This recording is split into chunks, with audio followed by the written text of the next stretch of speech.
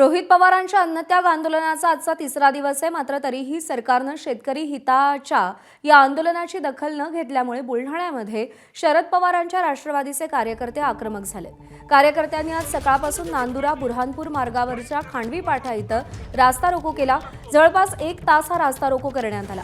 महामार्गावर सरकारविरोधी घोषणांनी परिसर दणाणून गेला होता, त्यामुळे वाहतूकही विस्कळीत झाली होती। पोलिसांनी आंदोलकांना ताब्यात घेऊन वाहतूक पूर्ववत केलेली आहे।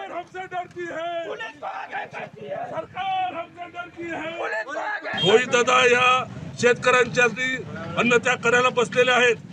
त्या ठिकाणी पंढरपूरला विठोबाच्या चरणी ते त्या ठिकाणी लीन झालेले आहेत। काल त्यांच्या वडिलांनी जाहीर केलं की माझा मुलगा मी शेतकऱ्यांसाठी झोळीत टाकतो।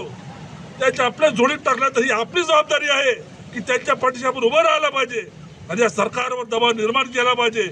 आणि ही सरकारने जर कर्जमाफी दिली नाही तर होणारं आंदोलन अतिशय भयानक राहणार आहे, भीषण राहणार आहे। त्या सर्व गोष्टीला सरकार जबाबदार राहील, फडणवीस सरकार जबाबदार राहील, मोदी सरकार जबाबदार राहील, याची सर्वांनी नोंद घ्यावी।